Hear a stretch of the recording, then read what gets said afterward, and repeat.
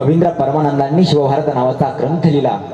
त्या ग्रंथामध्ये ते ग्रंथाची सुरुवात करत असताना म्हणतात की कविरामच्या भगवती गणेशांच्या सरस्वती सद्गुरुंच्या महासिद्ध सिद्ध नापापी सिद्धिदम प्राणी प्रत्य प्रवक्षणे महाराज सिद्धिमतम चरितम शिवराजस्य सर्वसेव भारतम।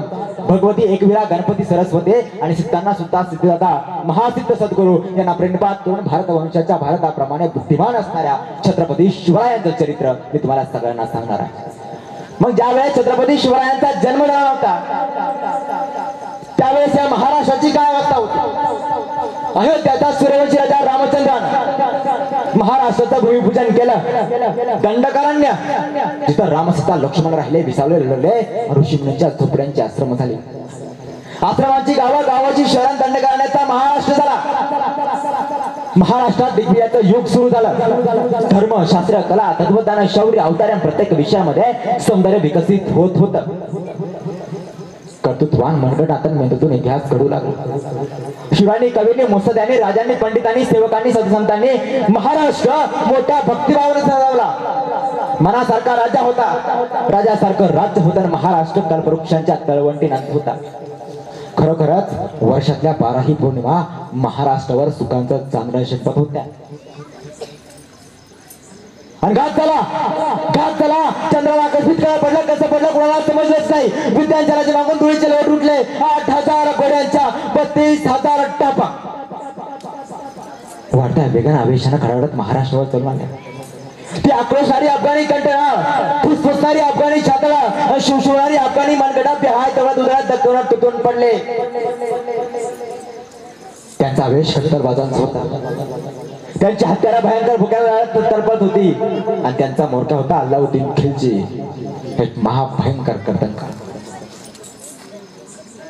त्याचा युद्ध पुकार दिशा आसमान फोडीत होती, दिशा तडकत होत्या आणि बेहोश टापान खाली जमीन चंद्रात होती। ती पटाणी फौज नर्मदा उलांडून सातपुड्याच्या माथ्यावरती आले। हंबरड्या किंकाळ्या फुटल्या। कुणी हैवान यायचा घरात घुसून स्त्रियांची मनगट पकडून त्यांची आबरू लुटायचा आणि घरच्या लेकी सुनांचं अपहरण उघड्या डोळ्यांनी बघवत नव्हतं। आणि म्हणून मराठ्यांकडे डोळे घट्ट मिटून आणि कानामध्ये बोटं घालण्यापेक्षा आणि गुडघ्यामध्ये डोकं टेकून ठसा ठसा रडण्याशिवाय मराठ्यांच्या हातामध्ये काही उरलं नव्हतं। परंतु अपमानाने संतापलेली आणि जुलमांनी भाजून निघालेली भाजून निघालेले असंख्य मुके पण जिवंतपणे निद्रिस्त भवानीच्या दाराशी आक्रोश करत होते। बैदार उघड बैदार उघड बैदार उघड लक्षपूर भवानी बैदार कोल्हापूर लक्ष्मी बैदार उघड तुळजा भवानी बैदार उघड सप्तशृंग निवासिनी बैदार उघड पंढरपूर निवासिनी बैदार उघड माहूरगड लक्ष्मी बैदार उघड। आणि महाराष्ट्राचा शोक आक्रोश ऐकून बाया जागी झाली। बायाने डोळा वटारला। शुभम निशुभम चुंड मुंड महिषासुरादी त्याचा सहार करणारी भवानी सिंहासन उठले आणि दरवाजा खडाटून उघडून बाया क्रांतीच्या उंबरठ्यावर येऊन उभी राहिली। ही अनाथांची बया, ही दुःखितांची बया, ही महाराष्ट्राची बया होती तरी कोण? जिजाबाई मूर्तिमंत सौदामिनी जिजाबाई। आणि जिजाबाईंनी शिवाई देवीकडे वर मागितला।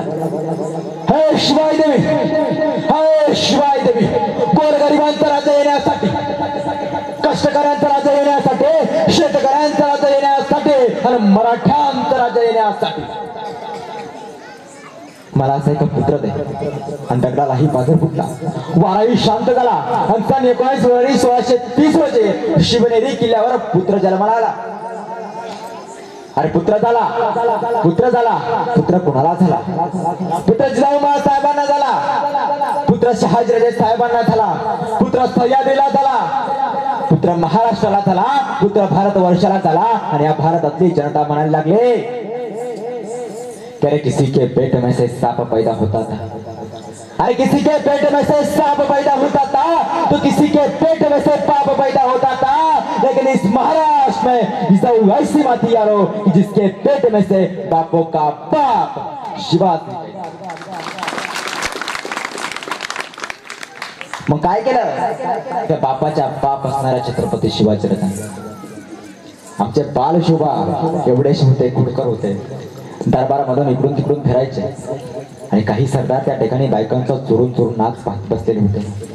बाल शिवाजीराजांना समजत नव्हतं की नेमकी चाललंय काय.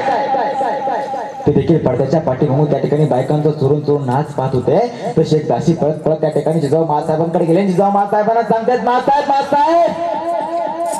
आपले बाळाचे बायकांचा चोरून चोरून नाच पाहतात. जिजाऊ महासाहेबांना प्रचंड राग आला. मुठ्या वाल्या नागपुड्या लाल झाल्या. दाना पावला की जिजाऊ महासाहेब त्या ठिकाणी दरबारामध्ये गेल्या आणि शिवाजी राजांच्या पाठीवरती दपाट देऊन सांगितलं, शिवराजे या महाराष्ट्रात तुम्हाला बाया नाचवणारा शिवा व्हायचं नाहीये, तर या महाराष्ट्रात तुम्हाला बाया वाचवणारा शिवा व्हायचा. हे संस्कार महासाहेब जिजाऊंनी शिवाजी राजांना दिले.